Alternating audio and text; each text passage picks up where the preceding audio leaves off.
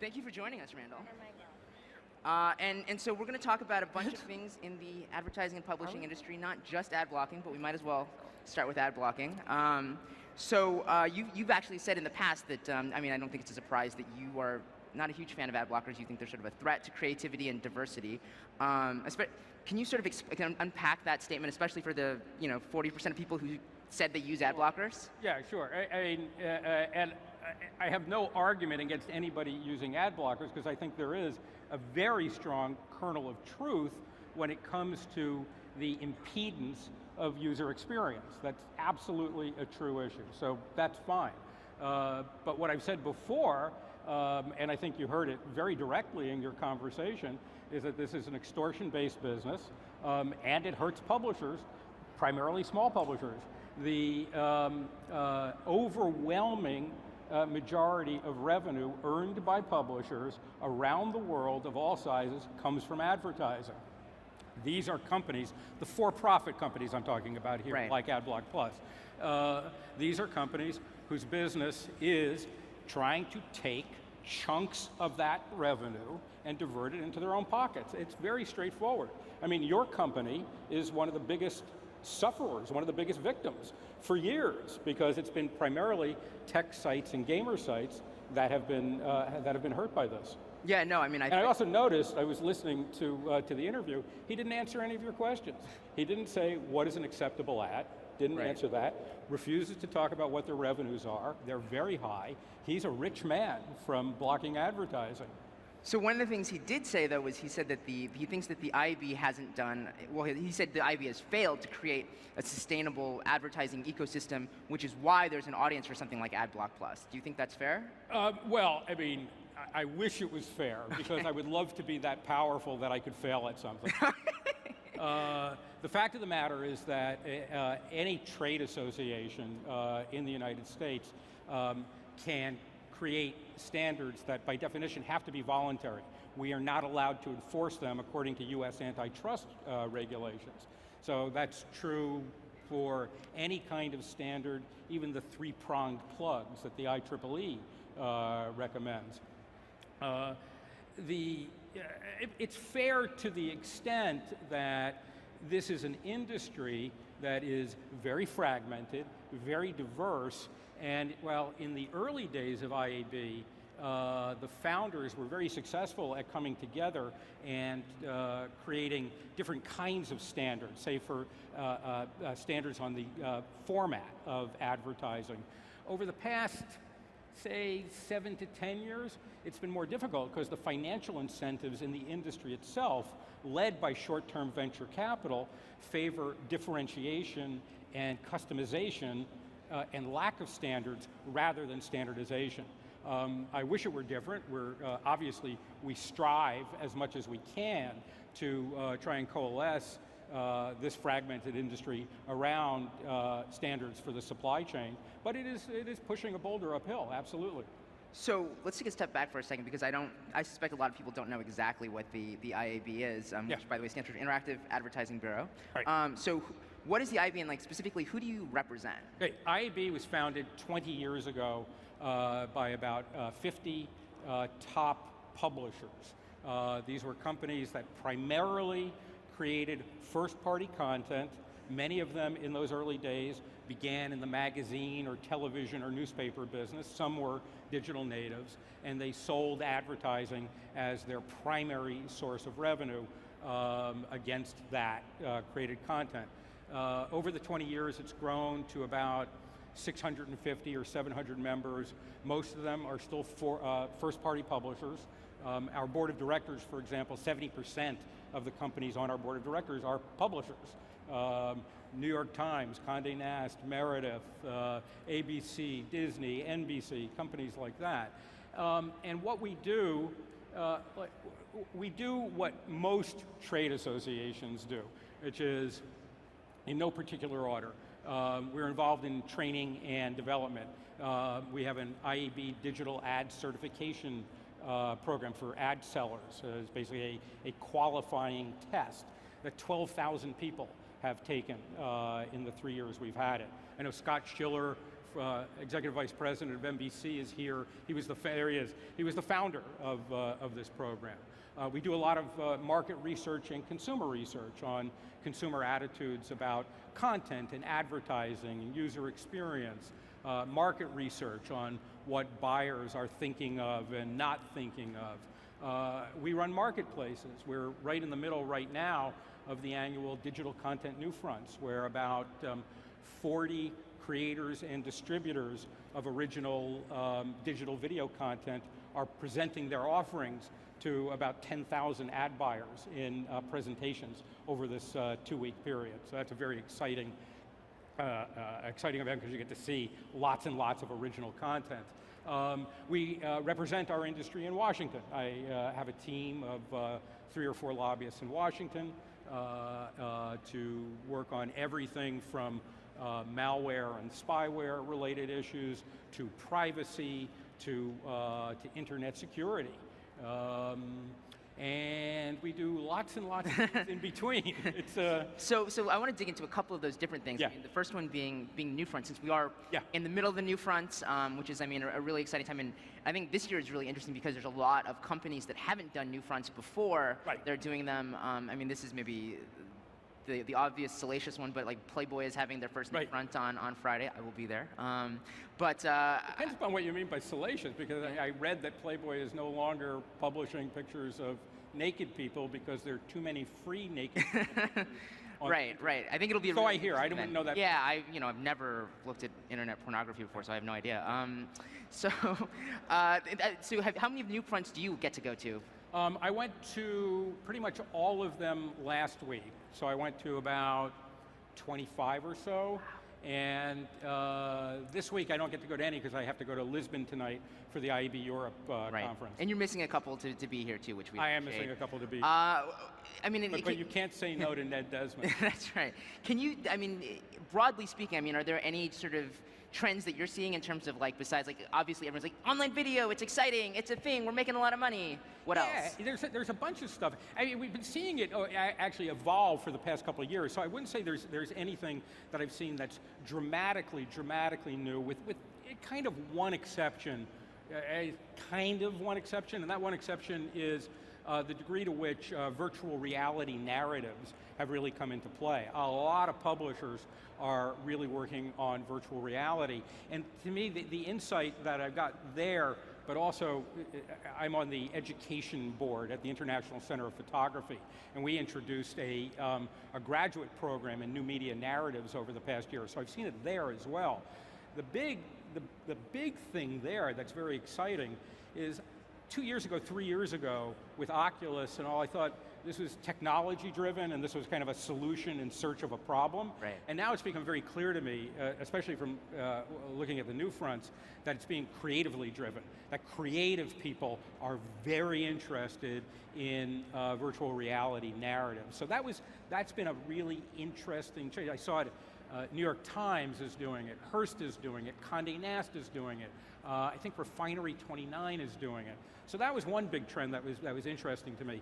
In terms of things that have been evolving that are pretty exciting, the concept of the in-house agency, or it's primarily known as a content studio, has now become a real fixture. I mean, in my previous job, I worked for a big consulting firm, and we did a pretty big report in the early 2000s in which one of our recommendations to publishers was, look, you have to get into the marketing services business. That was a very foreign concept to publishers back in 2001, 2002. And now, I would say every major publisher in the United States has a content studio where they are creating content on behalf of their clients, or they're co-creating it. And that's a very, very interesting evolution. And for people who sort of aren't kind of, really involved in that, we should say, so basically that means basically a team that's involved either primarily or in partnership in terms of creating native advertising. Yeah, I mean, it's called native advertising. The problem with the word native advertising is it actually means about 100 different things. We did a report about 2 years ago called the Native Advertising Playbook. All these things I'm mentioning are free on the IAB site, so you can just go on and download it. And it's still the best study that's been done on native advertising. And we found so many different definitions that we had to kind of create a three-dimensional model to understand what people are talking about. So native advertising means everything from in-stream advertising, so the ads that you see on Facebook when you're flipping through on mobile, which are really not that different from television ads or magazine ads, in that they're ads that kind of interrupt the flow of content, but in a very seamless and natural way. All the way through to customized advertising that is content-based, narrative-based, looks like or is contextually relevant to the way a site is designed. Those are two very, very, very different things. So yeah, content studios are creating all of the above. That's why I like to think of them more as in-house agencies that are creating content with a very specific and explicit knowledge of their audience, which I think is a very important point. Do you think there's usually a pretty clear church and state division as well? As like, here, you are the content studio, you're making this stuff, here's our team that's doing the real journalism?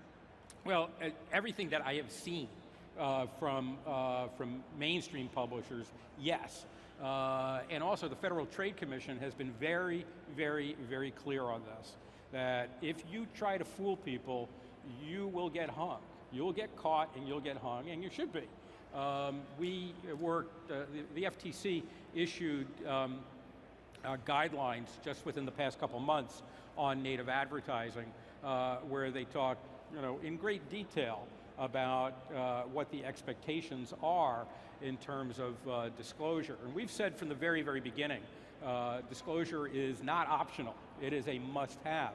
Are there publishers that violate that? I'm sure there are, and there will be. And I'm sure the FTC is looking for sample cases, kind of salivating at taking some of them on to prove the point. We had senior FTC staff members up at the IAB, I think 3 times over the past year to meet with publishers as they were developing the guidelines. So it was a very good, I think, open process. We don't agree with everything that they said, but their instinct around disclosure is definitely in the right direction. Mm-hmm. So I want to get back to ad blocking for a second. And you've explained why you're not necessarily opposed to people using ad blockers, but why you think the companies themselves are really not great players in the ecosystem. But if part of your job is to sort of bring these different constituencies together to find a solution, isn't it part of your job then to have a good conversation with the ad blockers since they're part of the reality now? I mean, there are about 200 odd ad blocking companies out there. We actually have conversations with lots of them. I'm trying to make a point, and we are trying to make a point, that extortion is not a viable business model. I've got no argument with companies that aim at trying to improve the user experience or give users control of their own experience. I do have an argument with companies that fly the flag of user benefit, but whose actual business model is based on stealing money out of the pockets of publishers, especially small publishers. This seems to me self-evident. So for you, the key distinction is if you're an ad blocker and you're making money from advertising, then you're an extortionist. Yeah, if this dude thinks he's in the public service business, why doesn't he open up and do it for free? I mean, give me a break. You got a couple hundred other companies that are out there doing it for free. He should do it for free too. Right. Okay. I mean, to me, it's, look, there is, as I said, there is real truth in the issue that there are obstructions in the way of user experience. This is why IAB has pioneered what we call the lean principles for light encrypted ad choices supporting non-invasive advertising. This is why we're introducing a lean scoring mechanism, a market-based mechanism to drive better behavior from publishers and from advertisers. This is why we're doing all those things. I mean, these are real issues with slow load times, too many data calls from an advertising asset, really horrible object latency, the swamp of tags and pixels. This is bad stuff that does need to be fixed. Absolutely agree with that, and we're doing everything we can to work with our publishers and ad tech suppliers and others on this. But the idea that you're saying, oh, we're in it to improve the user experience when you're trying to extract tens of millions or hundreds of millions of dollars out of the pockets of publishers, that to me just, it's a fatuous argument. Mm-hmm. So when you, so your argument partly is, okay, there are these problems, and we're, but at the same time, at the beginning, you sort of, were saying the IAB is a trade organization. There's only so much we can do, and I think a lot of the issues that you're talking about are maybe you can point to a few bad players, but a lot of them, is really foundational issues with online advertising. So, is that ever going to get fixed? Well, I think a lot of it is actually foundational issues relating to the architecture of the internet itself. To me, the real... That sounds even more pessimistic then. Well, it's not pessimistic as much as it is being realistic. I think the fundamental underpinning, and this is, I think, especially important for this audience of technologists and disruptors, is that in the internet at large, the source of our innovation is also the source of our vulnerability. And that is that we live in a very open supply chain in which anyone can participate. You don't even have to have a lot of money to do it. As I've been saying for years, any 14-year-old can build a global television network with the apps that come built into her laptop or are available in the cloud. And everybody here knows a couple 14-year-olds who have already paid for their college education by doing exactly that. That's a remarkable thing, the number of people who have made livings from the internet. We did calculations a couple of years ago in 2009 that found a Harvard study that more than 3% of US GDP is premised on internet advertising. It was hundreds of thousands of jobs in every congressional district in the United States. So this is a great thing. On the other hand, everybody can play, no matter how immature, no matter how corrupt in the sense of, it's not well put together, and no matter how criminal. A lot of the malware that's out there is based on organized crime. Right? Interpol, we've been working with Interpol and the Justice Department on trying to fight the stem of fraudulent non-human traffic that is based on malware derived botnets. So the source of our innovation is the source of our vulnerability. It seems to me that there are only 3 ways to deal with it. Way number 1 is you muddle along, you don't resolve the problem, companies don't find a way to come together, ad blocking rises, and the ad-supported diversity of media gets further and further and further pressed down. Way number 2, which we are seeing, is an increasing reversion to oligopoly. A handful of giant platforms that have complete control of their own borders become the favored platforms for media and advertising distribution. And way number 3 is that the industry finds a way to come together and through self-regulatory activity and possibly some regulatory activity resolves these problems. We are betting on way number 3, and I think way number 3 is a better way because it preserves the diversity of the open internet. As a former journalist, and still a journalist in my soul, I think diversity of communications is a very, very high value. It's the highest value that I hold in life. So, it seems like, as the head of the IAB, part of your job is to try to push for number 3.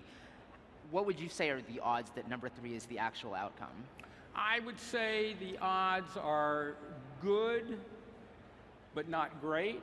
I would give it 65 to 70%. And the reason I say that is because I think there is a natural human impulse to want to communicate and to want to communicate openly and freely, number 1. And I also think there's a natural human impulse to want to work for yourself rather than work for the man. And so I think that the system and the human beings that are the system, that inhabit the system, will strive very hard to self-regulate to preserve that openness. So last sort of quick question before we run out of time is, what do you think are the odds that ad blocking is sort of going to kill my profession in a few years? I don't think it'll happen. Hey, listen, let me just say that for all the money AdBlock Plus is making, for all the money he's putting into his pocket, for all the stuff they're not disclosing about their finances and their ownership,